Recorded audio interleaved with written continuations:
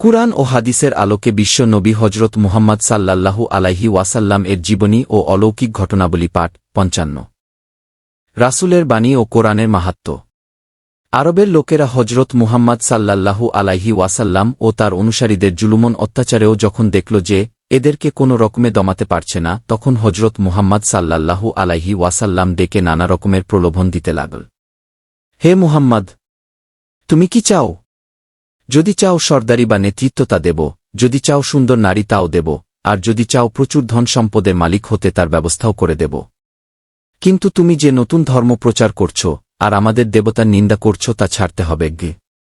মহানবী মুহাম্মদ সাল্লাল্লাহু আলাইহি ওয়াসাল্লাম নির্বে তাদের সমস্ত প্রস্তাব ও বক্তব্য শুনে দ্বিকণ্ঠে উত্তর দিলেন, এ সমস্ত পার্থিব বস্তু কামনার জন্য আমি প্রেরিত হইনি, আর এ সমস্ত পার্থিব বস্তু মানব জীবনের কাম্য নয়। আমি পৃথিবীতে আগমন করেছি মানুষের কল্যাণের জন্য, সত্য প্রচারের জন্য।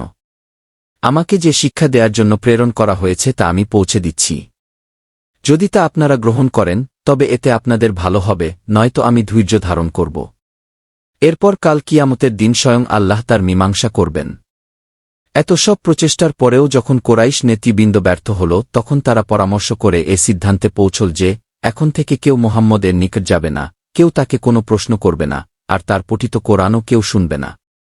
নতুবা কোরআনের অলৌকিক আকর্ষণে অভিভূত হয়ে আমরা ইসলাম গ্রহণ করে ফেলতে পারি। কাফিররা কোরআন না শোনার প্রতিজ্ঞা করা সত্ত্বেও তারা রাতের অন্ধকারে চুপে চুপে তা শুনতে লাগল। একদিন শেষ রাতে তাহাজ্জুদ নামাজে মহানবী হজরত মুহাম্মদ সাল্লাল্লাহু আলাইহি ওয়াসাল্লাম কোরআন পাঠ করছেন। আবু জেহেল, আবু সুফিয়ান ও আখনাস অথবা মুগিরা এ তিন নেতা চুপে চুপে তার কুটির কাছে এসে বসে রইল। তারা প্রত্যেকেই মনে করছিল যে একাই প্রতিজ্ঞা ভঙ্গ করে এসেছি, অন্য কেউ হয়তো একথা জানতে পারবে না। কিন্তু ওরা সবাই কোরআন তিলাওয়াত এত মনোযোগ দিয়ে শুনছিল যে কখন ভোর হয়ে গেছে তা বুঝতে পারেনি। ভোর হওয়ার পর ফিরার পথে ৩ জনের মুখামুখি দেখা হয়ে গেল। তখন তারা অত্যন্ত লজ্জিত হয়ে বলতে লাগল, আশ্চর্য, আমরা ৩ জনেই প্রতিজ্ঞা ভঙ্গ করলাম। আমরা যে ভুল করেছি আর এমন ভুল করব না। কিন্তু পরদিন রাতে কোরআন শোনার জন্য তারা প্রত্যেকেই অস্থির হয়ে উঠল এবং প্রত্যেকে মনে করল আজ তো আর কেউ আসবে না, আমি একাই যাচ্ছি। কিন্তু অবস্থা প্রথম দিনের মতোই হল।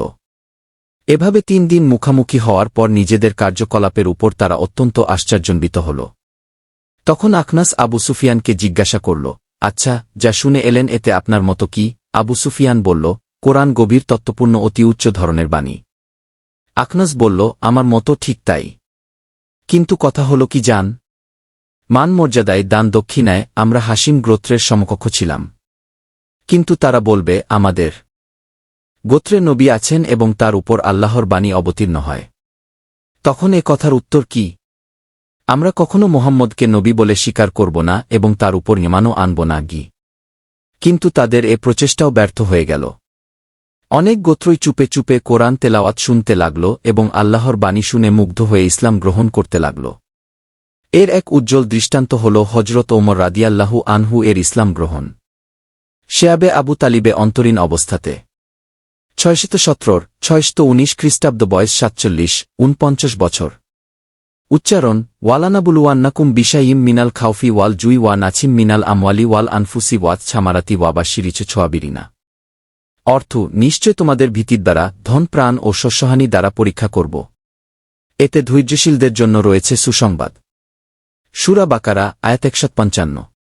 হজরত ওমর রাদিয়াল্লাহু আনহু ইসলাম গ্রহণ করার কয়েকদিন পর একদা তিনি বললেন, ইয়া রাসূলুল্লাহ সাল্লাল্লাহু আলাইহি ওয়াসাল্লাম, কতকাল আমরা এমন ভয়ে থাকব? আমরা মহান আল্লাহর সেবক, অথচ আল্লাহর ঘরে আমাদের কোনো জায়গা হয় না। কাবা ঘরে আমাদের তো দাবি আছে, আমরা কেন ওখানে গিয়ে নামাজ পড়ব না? চলুন আমরা সবাই গিয়ে আল্লাহর ঘরে নামাজ আদায় করি।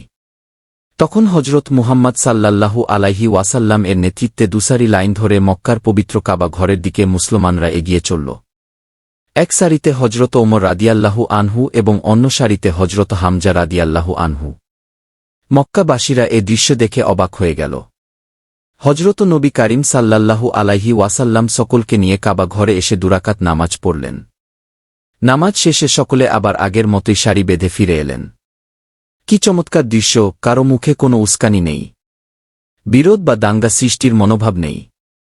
হজরত আব্দুল্লাহ বিন মাসুদ বলেন, উচ্চারণ ফা লাম্মাসলামা উমারু কাতালা কোরাইশান হাত্তাছল্লা ইন্দাল কাবাতি ওয়াছাল্লাইনা মাহু। অর্থ, যখন হজরত ওমর রাদিয়াল্লাহু আনহু মুসলমান হলেন তখন তিনি কোরাইশদের সাথে সংগ্রাম করেন এবং কাবা প্রাঙ্গণে নামাজ পড়েন। আমরাও তার সাথে তথায় নামাজ পড়ি।